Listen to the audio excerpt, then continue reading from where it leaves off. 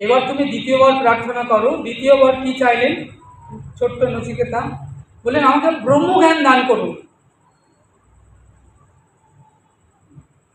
এই জগৎ ব্রহ্ম, সংসার ব্রহ্ম, তুমি ব্রহ্ম, আমি ব্রহ্ম, সব ব্রহ্মময়, ব্রহ্ম ছাড়া কিছু নয়। যা কিছু দেখো এই সংসারে সবই ব্রহ্ম। তাহলে ব্রহ্ম ইতি জানাতি ইকুয়াল টু বৈষ্ণব। সাধু হয়ে, ভক্ত হয়ে, বৈষ্ণব হয়ে উত্তম শিষ্য, অথচ ব্রহ্মকে জানলে না, তাহলে বললো তোমার জানা সম্পূর্ণ হলো না। যিনি অশেষে বিশেষে পরম ব্রহ্মকে জেনেছেন, তিনিই তো বৈষ্ণব। ব্রহ্মকে জানতে হবে। তাই আপনি আমাকে ব্রহ্মজ্ঞান দান করুন।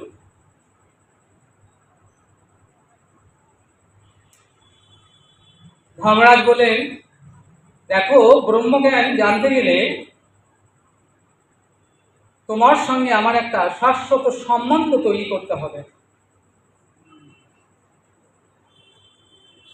মনে করুন আপনি খেজুরের রস খেতে চান। শীতকালে যেমন খেজুরের রস পাওয়া যায় গ্রামাঞ্চলে গেলে, তাহলে আপনি জানেন খেজুর গাছ থেকে খেজুরের রস পাওয়া যায়।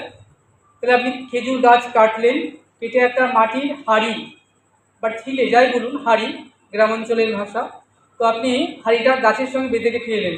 ভাবলেন বেশ খেজুরের রস হবে, এই খেজুরের রস খাবো। কিন্তু গিয়ে দেখলেন এক ফোঁটাও খেজুরের রস হাঁড়িতে নেই। কেন না? আপনি গাছটি কেটেছেন, গাছে হাঁড়িও বেঁধেছেন, কিন্তু খেজুর গাছের সব রস ওই চুইয়ে চুইয়ে নিচে পড়ে গেছে। তাহলে কি করতে হবে? খেজুর গাছ কেটে একটি বাঁশের ছোট কুঞ্চি, এক মাথা খেজুর গাছের মধ্যে প্রবেশ করাতে হবে, অপর মাথাটি ওই হাঁড়ির মধ্যে প্রবেশ করিয়ে সারা রাত রেখে দিন। সকালে গিয়ে দেখুন প্রচুর খেজুরের রস ওই হাঁড়ির মধ্যে পড়েছে। এই যে খেজুর গাছ, খুব ধ্যান দেবেন। আর এই যে মাটির ঠিলে, এর মাঝখানে একটি শাশ্বত সম্বন্ধ ব্রিজ, সেতু তৈরি হচ্ছে, যে সেতু দ্বারা খেজুর গাছের খেজুরের রস খেজুরের হাঁড়িতে এসে পড়বে। তাহলে ব্রহ্মজ্ঞান জানতে গেলে, ব্রহ্ম অর্থাৎ শ্রী ভগবান, আর তিনি পরম ব্রহ্ম সচ্চিদানন্দময়, তাকে জানতে গেলে তিনি আর আমরা কি জীব, তিনি বিভু, আমরা অণু কণা, তিনি সাগর, আমরা সাগরের এক বিন্দু জল। সাগরের মধ্যে আপনি টন টন লরি লরি বালি ফেলুন, সাগরের কিচ্ছু হবে না, ওই জল শুকাবে না। আর ওই এক বিন্দু জল সাগর থেকে নিয়ে এক মুঠো বালি ফেলে দিন, জল খুঁজে পাবেন না। আমাদের হচ্ছে, আমরা এমন অবস্থা আমাদের, তিনি বিভু, আমরা হচ্ছে অণু, ওইটুকু আমাদের শক্তি ক্ষমতা। তাহলে গোবিন্দের সঙ্গে আমাদের শাশ্বত সম্বন্ধ করতে গেলে মাঝখানে একজনকে চাই। তিনি কে? যিনি ভগবানের প্রতিনিধি হবেন। যেমন রাজার সঙ্গে কথা বলতে গেলে একজন দূত চাই। আপনি যদি আজকে আমাদের রাজ্যের সিএম কিংবা পিএম এর সঙ্গে দেখা করতে যান, আর করুন আপনি যাবেন তার সঙ্গে দেখা করতে, আপনি ডাইরেক্ট গিয়ে তার সঙ্গে দেখা করতে পারবেন? পারবেন না। মাঝখানে একজন এমন ব্যক্তি চাই যিনি পিএম বা সিএম এর খুব কাছের লোক, তিনি আপনাকে নিয়ে চলে যাবে তার কাছে, তার সঙ্গে দেখাও হবে, কথাও হবে। তাহলে এই ভগবান আর ভক্ত, ভগবান আর জীবের মাঝখানে একজন খুব নিকটতম যিনি, তিনি কে? ভগবানের প্রতিনিধি, তিনি হলেন শ্রী গুরুদেব। গুরুদেবের কাজ কি? ভক্ত আর ভগবানের মধ্যে মিলন সেতু রচনা করা। আর একটু সহজ করে বলি, এই যে পাখাটা ঘুরছে, লাইটটা জ্বলছে, মনে করুন, তাহলে এই যে ইলেকট্রিসিটি কোথা থেকে আসছে? রাস্তাতে যে তার গিয়েছে, ইলেকট্রিক সাপ্লাই থেকে বড় বড় মোটা মোটা তার দেখুন রাস্তাতে। তো আপনি যদি এই যে তারটা, এই যে লাইটের যে তার, এটা যদি কানেক্ট করেন না, সঙ্গে সঙ্গে সেকেন্ডের মধ্যে পাখাটা পুড়ে যাবে, লাইটগুলো বাস্ট হয়ে যাবে। কারণ অত ভোল্টেজ, 440 ভোল্ট নেবার মতো ক্ষমতা এদের নেই, সঙ্গে সঙ্গে সব পুড়ে যাবে যা আছে ইলেকট্রিক সরঞ্জাম। তাহলে আপনাকে কী করতে হবে? একটা সাবমিটার বানাতে হবে, যেখানে যে ইলেকট্রিক জমা হবে সেখান থেকে ডিভাইড হয়ে ডিভাইসের মাধ্যমে আপনার এখানে লাইন যাবে, সব চলবে, কিচ্ছু হবে না।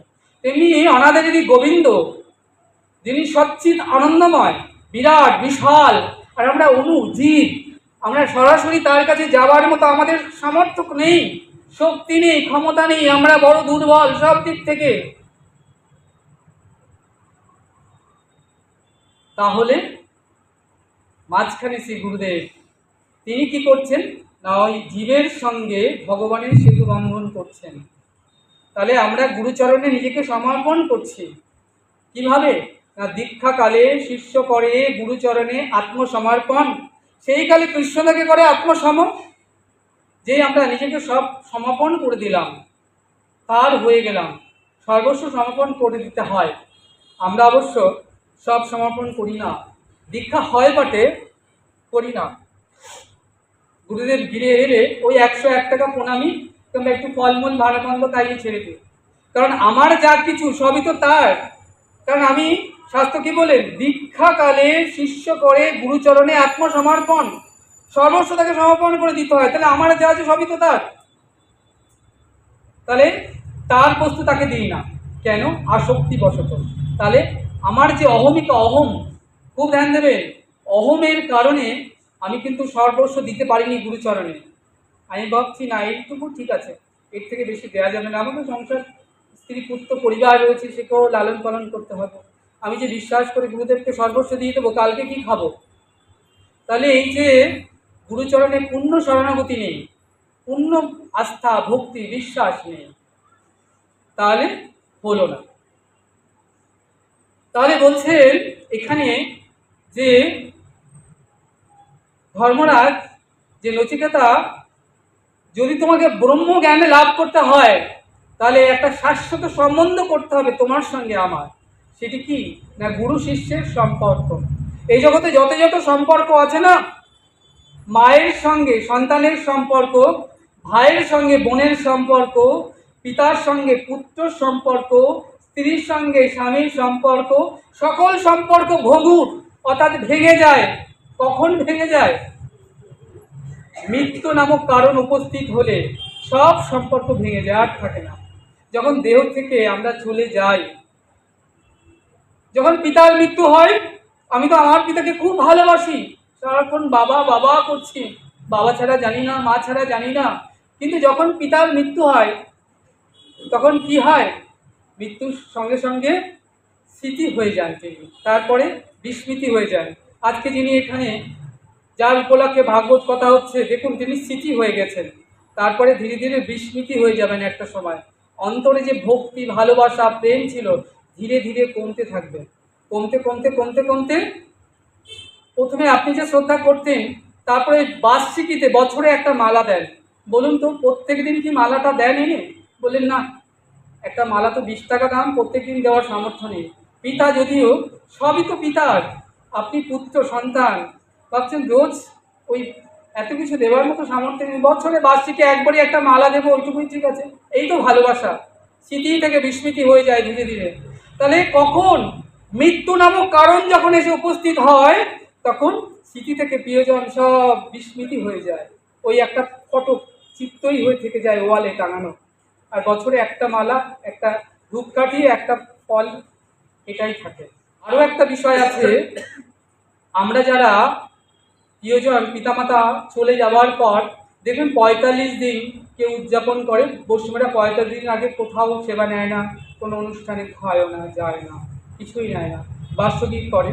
তো দেখুন 45 দিনে বা বাৎসরিকীতে আপনারা দেখবেন কি করে না, পিতা মাতাকে মালা দেয় ঠিকই, তার সামনে নানান রকম ভোজনের দ্রব্য দেয়, ফলমূল, মিষ্টান্ন, যা যা খেতে ভালোবাসেন তাই দেয়। ঠাকুরমশাই যে বলে যা যা ভালোবাসতেন তাই তাই দিন, তাকে ডাকুন, তিনি এসে সেবা নেবেন। কি হয়, যখন দেহ ছেড়ে চলে যায় আমরা ধীরে ধীরে এগোবো সেদিকে। মৃত্যুর পরে কোথায় যায়, মৃত্যু কেন হয়, কোথায় যান তিনি, কোথা থেকে আবার আসেন? তাহলে তিনি তো, আত্মা তো দেহ ছেড়ে চলে যান, আত্মার তো মৃত্যু হয় না, অবিনশ্বর। তাহলে তিনি তো আবার জন্মগ্রহণ করেছেন কোনো শিশুরূপে, কোনো অন্য কোনো গৃহে। তাকে আপনি 45 দিন বাদে, 1 বছর পর তাকে ডাকছেন, দেখবেন যখন ডাকছেন তখন ওই শিশুরা কাঁদছে, যন্ত্রণায় ছটফট করছে, কিন্তু সে আরেকটা দেহ প্রাপ্ত হয়েছে, সে আসতে পারছে না আপনার ডাকে, আপনার আহ্বানে, সে কষ্ট হচ্ছে, সে কাঁদছে। কেন ডাকছেন তাকে? তিনি চলে গিয়েছেন, ওই ভগবত ধামে চলে গিয়েছেন গোবিন্দ পাদপদ্মে। আর যদি তার কর্মফল থেকে আবার কোনো দেহ ধারণ করেছেন, অন্য কোনো শিশুরূপে তিনি জগতে অন্য কোথাও আছেন, কেন তাকে আবার কষ্ট দিচ্ছেন বলুন তো? কেন তাকে কষ্ট দেওয়া, কেন তাকে আবার তাকে ডেকে আনা? শাস্ত্র এর বিরোধিতা করেছেন। যাই হোক, তো আজকে ধর্মরাজ বলছেন, দেখো তোমার সাথে আমার একটা শাশ্বত সম্বন্ধ করতে হবে ব্রহ্মজ্ঞান জানতে গেলে। সেটি হচ্ছে একমাত্র গুরু শিষ্যের সম্পর্ক। এই জগতে সকল সম্পর্ক ভেঙে যায়, কিন্তু একটি সম্পর্ক কখনো ভাঙে না। ভাঙার কারণে যদি উপস্থিত হয় তাও ভাঙে না, সেটি একমাত্র গুরু শিষ্যের সম্পর্ক। এই জগতে এই জন্মে যিনি আপনার গুরু, গত জন্মেও তিনি আপনার গুরু ছিলেন, আগামীতেও তিনি আপনার গুরু ছিলেন। চক্ষু দান দিল যে এই জন্মে জন্মে প্রভু, সেই দিব্য জ্ঞানের দিয়ে প্রকাশিত প্রেম ভক্তি যা হইতে অবিদ্যা বিনাশ যাতে বেদ গায় যাহার চরিত।